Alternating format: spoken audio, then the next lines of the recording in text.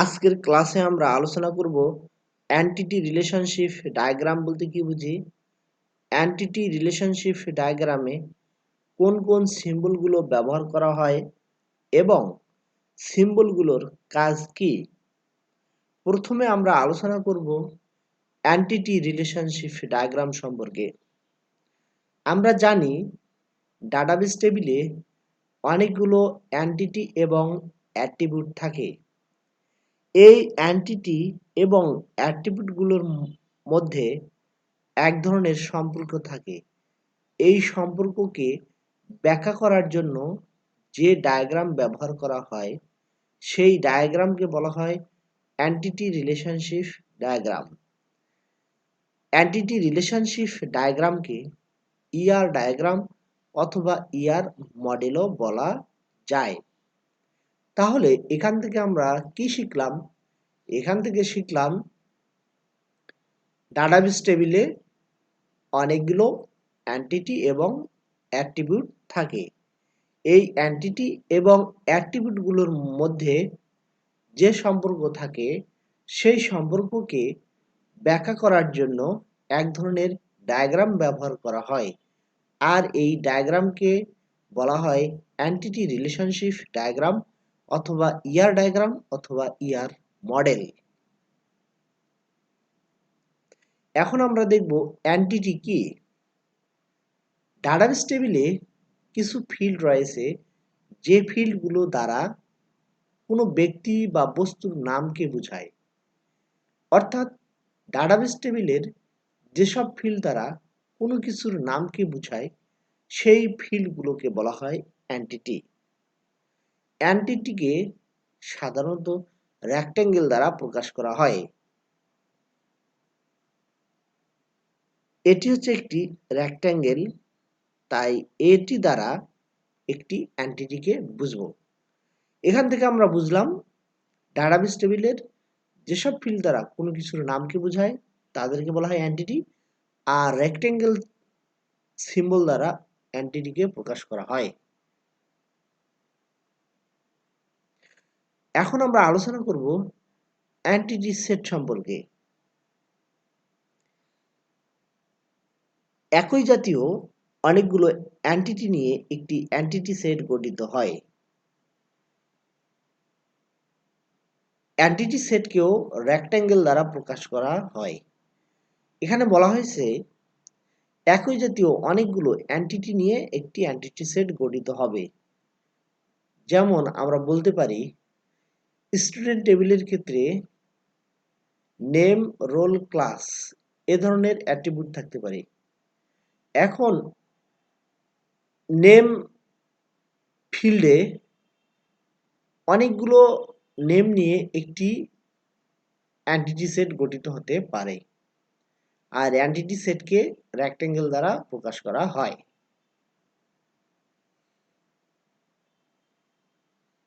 এখন আমরা আলোচনা করব উইক এন্টিটি সম্পর্কে। যে এন্টিটি এর প্রাইমারি কি থাকে না সেই এন্টিটিকে বলা হয় উইক এন্টিটি, আর অনেকগুলো উইক এন্টিটি নিয়ে একটি উইক এন্টিটি সেট গঠিত হয়। এই উইক এন্টিটি সেটকে প্রকাশ করার জন্য ডাবল রেক্ট্যাঙ্গেল ব্যবহার করা হয়। উইক এন্টিটি সেটের যেহেতু প্রাইমারি কি থাকে না, তাই উইক এন্টিটি সেটকে প্রকাশ করার জন্য ডিসক্রাইমিনেটর ব্যবহার করা হয়। ডিসক্রাইমিনেটরগুলো প্রাইমারি কি এর মতো কাজ করে না, তবে ডিসক্রাইমিনেটরগুলো যদিও প্রাইমারি কি এর মতো কাজ না করে, তবুও এই ডিসক্রাইমিনেটরগুলো ব্যবহার করে উইক এন্টিটিকে কিছুটা হলেও ইউনিকলি আইডেন্টিফাই করা যায়। এখানে বলা হয়েছে কিছু এন্টিটি রয়েছে যাদের প্রাইমারি কি থাকে না, এই এন্টিটিগুলোকেই বলা হয় উইক এন্টিটি। যেহেতু উইক এন্টিটি এর প্রাইমারি কি থাকে না, তাই উইক এন্টিটিকে প্রকাশ করার জন্য ডিসক্রাইমিনেটর ব্যবহার করা হয়। এই ডিসক্রাইমিনেটরগুলো যদিও প্রাইমারি কি এর মতো কাজ না করে, তথাপি এই ডিসক্রিমিনেটরগুলো ব্যবহার করে এন্টিটিকে কিছুটা হলেও ইউনিকলি আইডেন্টিফাই করা যায়। এখন আমরা এই সিম্বল ব্যবহার করে উইক এন্টিটি এবং স্ট্রং এন্টিটি সম্পর্কে ধারণা লাভ করার চেষ্টা করব। আচ্ছা, এখানে লোন নামক আমরা একটি এন্টিটি দেখতে পাচ্ছি এবং এদিকে পেমেন্ট নামক আরেকটি এন্টিটি দেখতে পাচ্ছি। এই লোন এন্টিটি এর ক্ষেত্রে দুটি অ্যাট্রিবিউট দেখা যাচ্ছে, একটি হচ্ছে অ্যামাউন্ট এবং অন্যটি হচ্ছে লোন নাম্বার। লোন নাম্বার দিয়ে একটি লোনকে ইউনিকলি আইডেন্টিফাই করা যায়।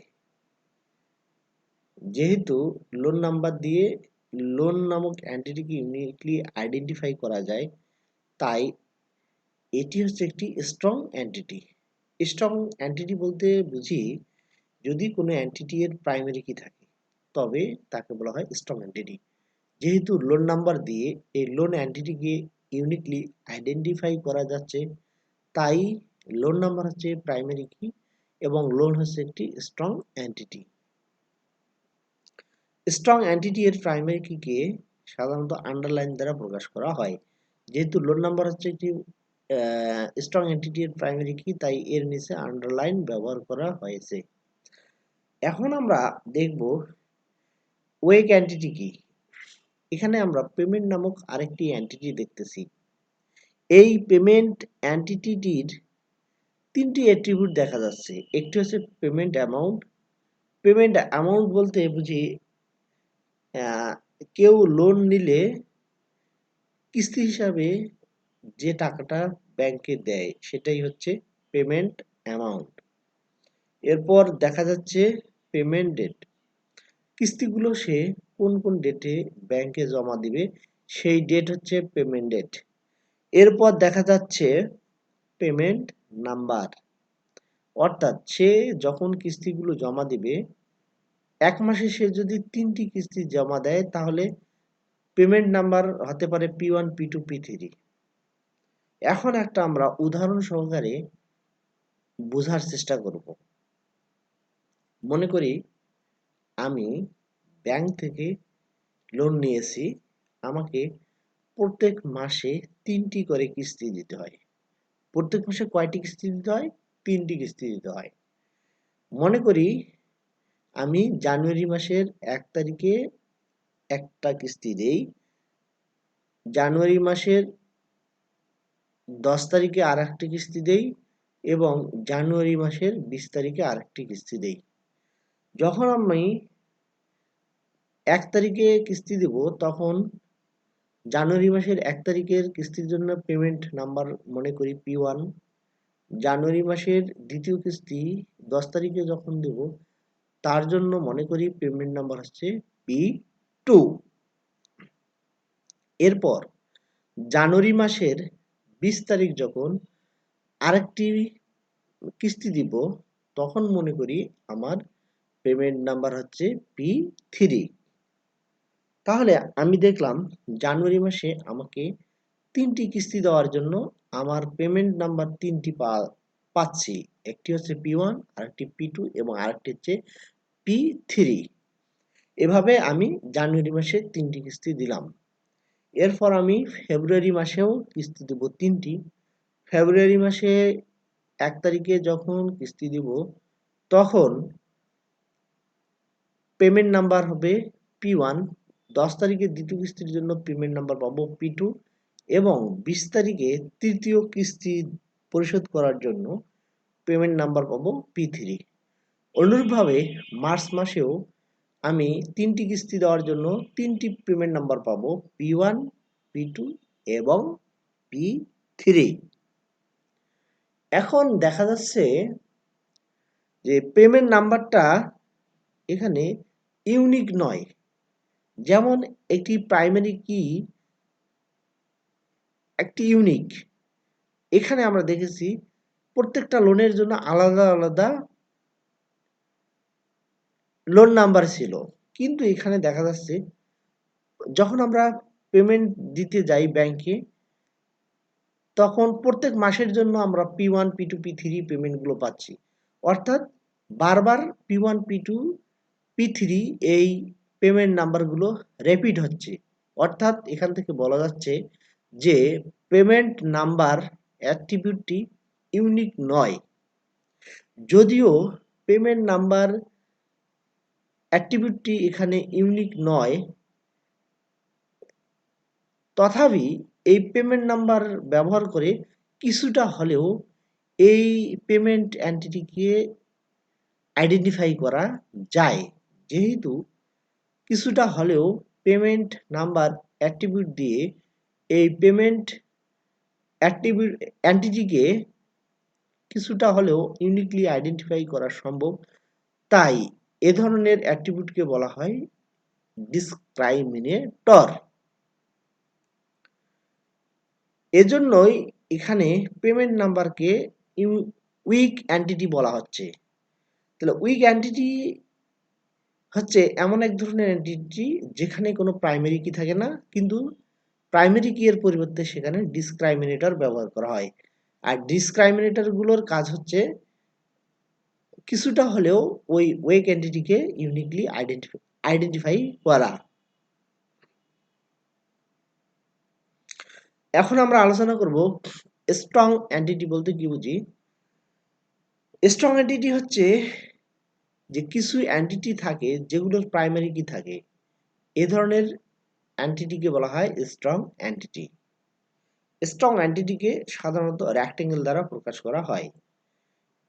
আর স্ট্রং এন্টিটির যে প্রাইমারি কি থাকে সেই প্রাইমারি কি এর নিচে আন্ডারলাইন ব্যবহার করা হয়। যেমন এখানে লোন হচ্ছে একটি এন্টিটি। এই লোনের দুটি অ্যাট্রিবিউট রয়েছে, একটি হচ্ছে অ্যামাউন্ট এবং আরেকটি হচ্ছে লোন নাম্বার।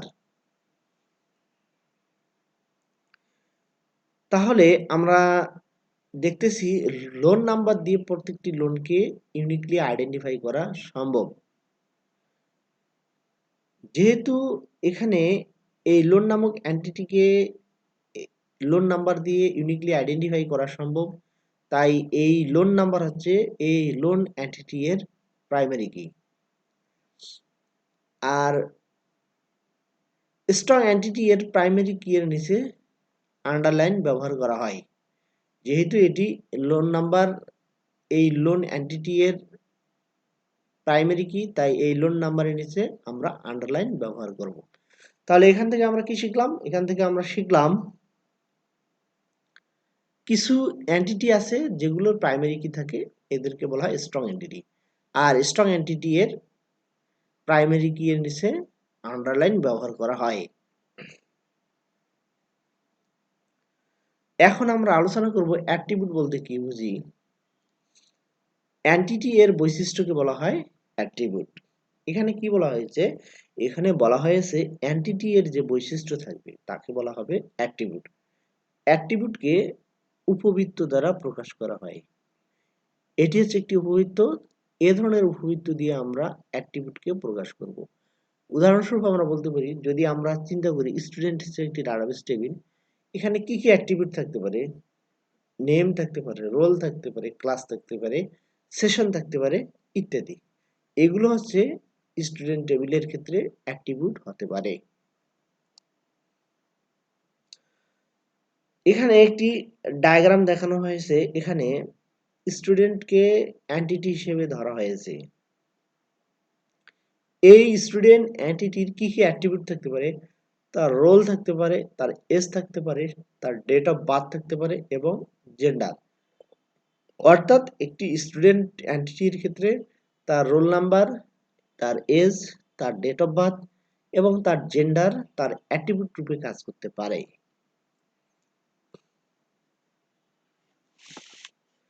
এখন আমরা আলোচনা করব টাইপস অফ অ্যাট্রিবিউট, অর্থাৎ অ্যাট্রিবিউট গুলো কত ধরনের। নরমালি অ্যাট্রিবিউট গুলো 6 প্রকার হয়ে থাকে।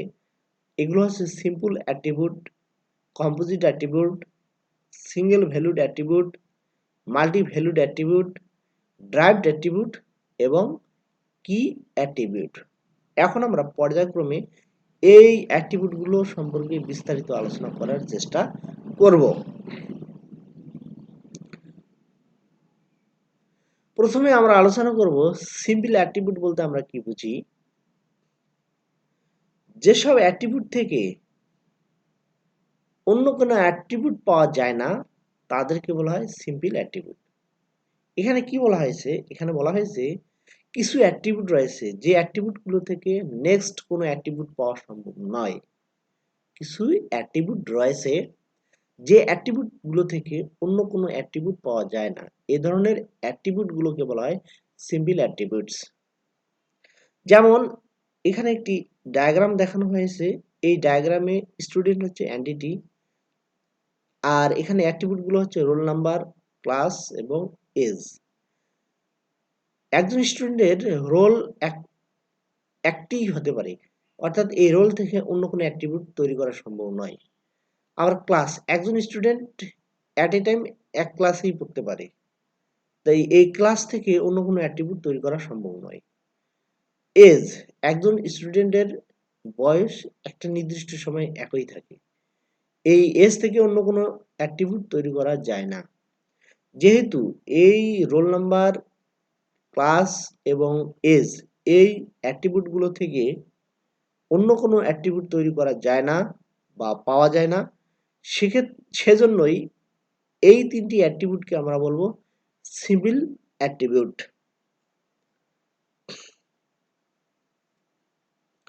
এখন আমরা আলোচনা করব কম্পোজিট অ্যাট্রিবিউট বলতে কি বুঝি।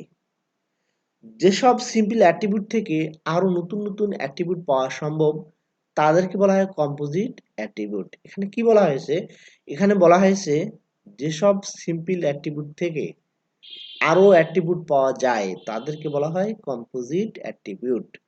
অর্থাৎ আমরা মাঝে মাঝে এমন কিছু অ্যাট্রিবিউট দেখি যেগুলো থেকে আরো নতুন নতুন অ্যাট্রিবিউট তৈরি করা যায়, এই ধরনের অ্যাট্রিবিউট গুলোকে বলা হবে কম্পোজিট অ্যাট্রিবিউট। যেমন আমরা যদি চিন্তা করি মোবাইল নাম্বার, একজন স্টুডেন্টের অনেকগুলো মোবাইল নাম্বার হতে পারে, তাই মোবাইল নাম্বার হচ্ছে কম্পোজিট অ্যাট্রিবিউট। কম্পোজিট অ্যাট্রিবিউটকে এ ধরনের সিম্বল দ্বারা প্রকাশ করা হয়। এখানে স্টুডেন্ট নামক একটি এন্টিটি দেওয়া রয়েছে, এর অ্যাট্রিবিউট দেওয়া আছে, এর অ্যাট্রিবিউটগুলো হচ্ছে রোল নাম্বার, অ্যাড্রেস এবং নেম। আমরা দেখব যে রোল নাম্বার থেকে নতুন কোনো অ্যাট্রিবিউট তৈরি করা যায় কিনা। আসলে এই রোল নাম্বার থেকে কোনো অ্যাট্রিবিউট তৈরি করা যায় না। এরপর রয়েছে অ্যাড্রেস, অ্যাড্রেস থেকেও নতুন নতুন অ্যাট্রিবিউট তৈরি করা যায়, যেমন স্টেট, সিটি, কান্ট্রি, স্টেট। অর্থাৎ এই অ্যাড্রেস থেকেও এই নতুন নতুন অ্যাট্রিবিউটগুলো পাওয়া সম্ভব। এখন আমরা দেখব নেম, একজন লোকের ফার্স্ট নেম থাকতে পারে, লাস্ট নেম থাকতে পারে, মিডিল নেম থাকতে পারে। অর্থাৎ নেম নামক অ্যাট্রিবিউট থেকেও নতুন নতুন অ্যাট্রিবিউট তৈরি করা যায়। যেহেতু এখানে অ্যাড্রেস এবং নেম থেকে আমরা নতুন নতুন অ্যাট্রিবিউট তৈরি করতে পারতেছি, তাই আমরা বলবো যে অ্যাড্রেস এবং নেম হচ্ছে কম্পোজিট অ্যাট্রিবিউট। এখন আমরা আলোচনা করব সিঙ্গেল ভ্যালুড অ্যাট্রিবিউট বলতে কি বুঝি। যেসব অ্যাট্রিবিউট এ একটি করে ভ্যালু থাকে তাদেরকে বলা হয় সিঙ্গেল ভ্যালুড অ্যাট্রিবিউট। এখানে কি বলা হয়েছে, এখানে বলা হয়েছে যে যেসব অ্যাট্রিবিউটে একটি করে ভ্যালু থাকে তাদেরকে বলা হয় single valued attribute. Single valued অ্যাট্রিবিউটকে সাধারণত এই সিম্বল দ্বারা প্রকাশ করা হয়। এখন আমরা উদাহরণ সহকারে সিঙ্গেল ভ্যালুড অ্যাট্রিবিউট বোঝার চেষ্টা করব। মনে করি স্টুডেন্ট হচ্ছে একটি এন্টিটি, এর চারটি অ্যাট্রিবিউট রয়েছে, roll number, age, date of birth এবং জেন্ডার। এখন একজন স্টুডেন্টের রোল যদি 101 হয় তাহলে তার রোল হবে 101, অর্থাৎ এই অ্যাট্রিবিউটটির একটি মাত্র ভ্যালু আছে। এরপর যদি একজন স্টুডেন্টের এজ 20 বছর হয় তাহলে এখানে এজের পরিবর্তে হবে 20, অর্থাৎ এখানেও একটি ভ্যালু রয়েছে। এরপর ডেট অফ বার্থ, যদি কোনো স্টুডেন্টের বয়স 26/02/92 হয় তাহলে তার এটি হচ্ছে তার ডেট অফ বার্থ, অর্থাৎ এই ডেট অফ বার্থের ক্ষেত্রেও একটি মাত্র ভ্যালু রয়েছে। এরপর জেন্ডার, সে যদি মেল হয় তাহলে জেন্ডারের জায়গায় বসবে মেল, অর্থাৎ জেন্ডার নামক অ্যাক্টিভিটিরও একটি ভ্যালু রয়েছে। যেহেতু এই অ্যাট্রিবিউটগুলোর একটি করে ভ্যালু রয়েছে, তাই এগুলো হচ্ছে সিঙ্গেল ভ্যালুড অ্যাট্রিবিউট। অর্থাৎ এখান থেকে আমরা বুঝি কিছু অ্যাট্রিবিউট রয়েছে যে অ্যাট্রিবিউটগুলোর একটি করে ভ্যালু থাকে, এদেরকে বলা হয় সিঙ্গেল ভ্যালুড অ্যাট্রিবিউট। এরপর আমরা দেখব মাল্টি ভ্যালুড অ্যাট্রিবিউট বলতে কি বুঝি।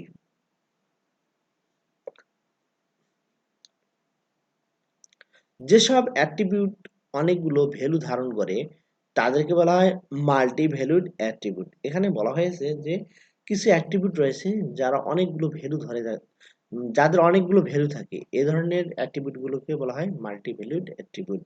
আবারও বলছি, কিছু অ্যাট্রিবিউট রয়েছে যাদের অনেকগুলো ভ্যালু থাকে, এ ধরনের অ্যাট্রিবিউটগুলোকে বলা হয় multi valued attribute. Multi valued অ্যাট্রিবিউটকে ডাবল উপবৃত্ত দ্বারা প্রকাশ করা হয়। এখানে ডাবল উপবৃত্ত রয়েছে, তাই এটি হচ্ছে একটি মাল্টি ভ্যালুড অ্যাট্রিবিউট। যেমন এখানে স্টুডেন্ট হচ্ছে একটি এন্টিটি, এর অ্যাট্রিবিউটগুলো হচ্ছে roll number, age, mobile number, email ID. এখানে আমরা বলতে পারি একজন লোকের অনেকগুলো মোবাইল নাম্বার থাকতে পারে, একজন লোকের অনেকগুলো মোবাইল নাম্বার থাকতে পারে, তাই মোবাইল নাম্বার হচ্ছে মাল্টি ভ্যালুড অ্যাট্রিবিউট। আবার ইমেল আইডি, একজন লোকের অনেকগুলো ইমেল আইডি থাকতে পারে, যেহেতু এখানে অনেকগুলো ইমেল আইডি ব্যবহার করা যায়, তাই ইমেল আইডিকেও আমরা বলতে পারি মাল্টি ভ্যালুড অ্যাট্রিবিউট। তাহলে এই স্টুডেন্ট এন্টিটির ক্ষেত্রে মোবাইল নাম্বার এবং ইমেল আইডি, এই দুটি অ্যাট্রিবিউট হচ্ছে মাল্টি ভ্যালুড অ্যাট্রিবিউট। এদের প্রত্যেকটিতে একাধিক ভ্যালু থাকতে পারে। এখন আমরা আলোচনা করব ড্রাইভড অ্যাট্রিবিউট বলতে কি বুঝি। যেসব অ্যাট্রিবিউট অন্য অ্যাট্রিবিউট থেকে পাওয়া যায় তাদেরকে বলা হয় ড্রাইভড অ্যাট্রিবিউট। এখানে বলা হয়েছে কিছু অ্যাট্রিবিউট রয়েছে যে অ্যাট্রিবিউটগুলো পাওয়ার জন্য আমাদেরকে অন্য অ্যাট্রিবিউট ব্যবহার করতে হয়, এ ধরনের অ্যাট্রিবিউটকে বলা হয় ড্রাইভড অ্যাট্রিবিউট। যেমন আমি যদি এজ বের করতে চাই তাহলে আমাকে ডেট অফ বার্থে যেতে হবে, অর্থাৎ ডেট অফ বার্থ ব্যবহার করে আমাদেরকে এজ বের করতে হবে, এর জন্য এজ হচ্ছে ড্রাইভড অ্যাট্রিবিউট। ড্রাইভড অ্যাট্রিবিউটকে ডটেড উপবৃত্ত দ্বারা প্রকাশ করা হয়। ড্রাইভড অ্যাট্রিবিউটকে ডটেড উপবৃত্ত দ্বারা প্রকাশ করা হয়। এখানে স্টুডেন্ট হচ্ছে একটি এন্টিটি, এখানে চারটি অ্যাট্রিবিউট দেখতেছি আমরা। একটি হচ্ছে রোল নাম্বার, একটি হচ্ছে জেন্ডার, একটি হচ্ছে ডেট অফ বার্থ এবং অন্যটি হচ্ছে এজ। এজ বের করার জন্য ডেট অফ বার্থ প্রয়োজন, অর্থাৎ এই এজ নামক অ্যাট্রিবিউট পাওয়ার জন্য আমাদেরকে ডেট অফ বার্থে যেতে হয়, তাই এজ হচ্ছে ড্রাইভড অ্যাট্রিবিউট। ড্রাইভড অ্যাট্রিবিউটকে আমরা জানি ডটেড উপবৃত্ত দ্বারা প্রকাশ করা হয়, তাই এখানে ডটেড উপবৃত্ত ব্যবহার করা হয়েছে। এখন আমরা আলোচনা করব কি অ্যাট্রিবিউট বলতে কি বুঝি। যে অ্যাট্রিবিউট দ্বারা এন্টিটিকে অদ্বিতীয়ভাবে প্রকাশ করা যায় তাকে বলা হয় কি অ্যাট্রিবিউট। যেমন রোল হচ্ছে কি অ্যাট্রিবিউট। এখানে বলা হয়েছে যে কিছু অ্যাট্রিবিউট রয়েছে যাদেরকে যাদেরকে প্রাইমারি কি এর সাহায্যে প্রকাশ করা সম্ভব, তাদেরকে বলা হয় যে, এখানে কি বলা হয়েছে, এখানে বলা হচ্ছে যে কিছু অ্যাট্রিবিউট রয়েছে যাদের দ্বারা এন্টিটিকে অদ্বিতীয়ভাবে প্রকাশ করা যায়, তাদেরকে বলা হয় কি অ্যাট্রিবিউট। আরো সুন্দরভাবে আমরা এইভাবে বলতে পারি, আরো সুন্দরভাবে সহজ ভাষায় এভাবে আমরা বলতে পারি যে কিছু অ্যাট্রিবিউট রয়েছে যারা প্রাইমারি কি রূপে কাজ করে, তাদেরকে বলা হয় কি অ্যাট্রিবিউট। কিছু অ্যাট্রিবিউট রয়েছে যারা প্রাইমারি কি রূপে কাজ করে, তাদেরকে বলা হয় কি অ্যাট্রিবিউট। যেমন একজন স্টুডেন্টের রোল দ্বারা স্টুডেন্টটিকে ইউনিকলি আইডেন্টিফাই করা যায়। এখানে রোল হচ্ছে প্রাইমারি কি, এখানে রোল হচ্ছে প্রাইমারি কি, অর্থাৎ রোল অ্যাট্রিবিউটটি তার প্রাইমারি কি এর মতো আচরণ করতেছে, এই ধরনের অ্যাট্রিবিউটকে বলা হয় কি অ্যাট্রিবিউট।